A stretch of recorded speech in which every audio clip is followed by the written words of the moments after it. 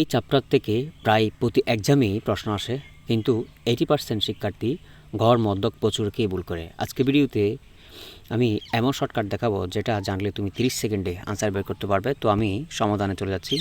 তো আমরা আগে প্রশ্নটা দেখে নিই। এই যে অধ্যায় 8-এর এই যে প্রথম প্রশ্নটা হচ্ছে, তত্ত্ব উপাত্ত কী, উদাহরণের মাধ্যমে উপস্থাপন করো।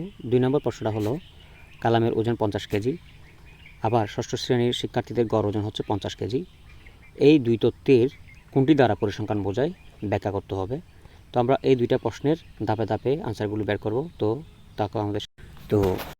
আমরা প্রথম প্রশ্নটা হলো আমাদের এই যে তত্ত্ব ও উপাত্ত কাকে বলে আর কি, তত্ত্ব উপাত্ত কী, উদাহরণের মাধ্যমে উপস্থাপন করতে হবে। তো তথ্য মানে ডাটা আর কি, কোনো ঘটনা, বিষয় বা পরিমাপের সম্পর্কে সংগৃহীত কাঁচা ও অপরিশোধিত উপাদানকে তথ্য বলে।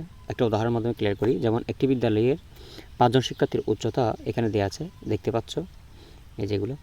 তো এগুলো হচ্ছে তথ্য। আর উপাত্ত কী, উপাত্ত মানে ইনফরমেশন আর কি। তো আমরা উপাত্ত দেখব কি, এই যে সংগৃহীত তথ্যকে সুসংগঠিত ও বিশ্লেষণ করে সাজিয়ে উপস্থাপন করলে যে তথ্য পাওয়া যায় কি, সেগুলি হচ্ছে আসলে উপাত্ত। উদাহরণের মধ্যে আমরা যদি ক্লিয়ার করি, উপরের উচ্চতাগুলোর গড় নির্ণয় করবো, মানে এই যে গড়গুলো, এগুলোর উপাত্তগুলো, এগুলো গড় নির্ণয় করতে হবে। তো এগুলো প্রথমে আমাদেরকে যোগ করতে হবে, এই যে যোগ দিয়ে লিখলাম এগুলো। এরপর এখানে যেহেতু 5টা সংখ্যা আছে, তো আমি এই যে 5 দিয়ে এটাকে ভাগ করলাম, ঠিক আছে।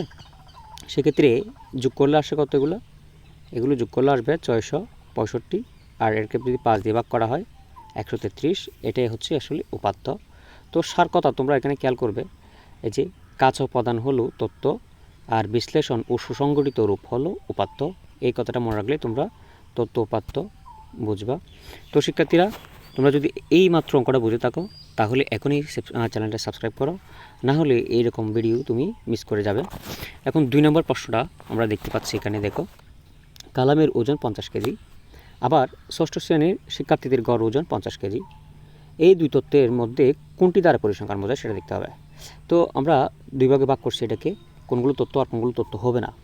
দেখো, এগুলো হচ্ছে তথ্য নয়, পরিসংখ্যান নয় আর কি, আর এগুলো হচ্ছে পরিসংখ্যান। তো আমরা এগুলো ব্যাখ্যার মাধ্যমে ক্লিয়ার করব। দেখো, এখানে বলা আছে কালামের ওজন 50 কেজি। এটা কেন পরিসংখ্যান হবে না? দেখো, এটি একজন ব্যক্তির তথ্য।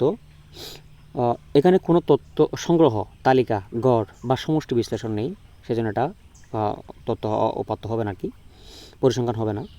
আরেকটা হচ্ছে এটি, তাহলে এগুলি কি নেই, পরিসংখ্যান নয়। অতএব এটি কি নেই, পরিসংখ্যান নয়। এই যে কালামের ওজন 50 কেজি, এটা কিন্তু পরিসংখ্যান নয়, তাই আমরা বলতে পারি। এখন আমরা দেখব ষষ্ঠ শ্রেণীর শিক্ষার্থীর গড় ওজন 50 কেজি, এটা কি পরিসংখ্যান নাকি পরিসংখ্যান নয় সেটা দেখব আমরা। তাহলে দেখো, এখানে এই যে এখানে ষষ্ঠ শ্রেণীর শিক্ষার্থী বলতে এটি অনেক শিক্ষার্থীদের গড় ওজন বোঝায় মান।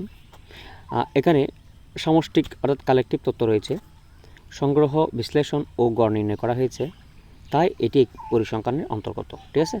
তাইলে আমরা বলতে পারি কি, অর্থাৎ এই যে কালামের ওজন 50 কেজি, এটা পরিসংখ্যান নয়।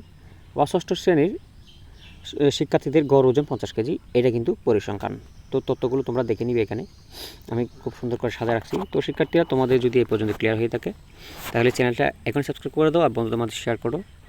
আর পরের ভিডিও মিস করতে না চাইলে এখনই এই লাইক করো এবং কমেন্ট করো। ধন্যবাদ সকলকে ভিডিওটি দেখার জন্য।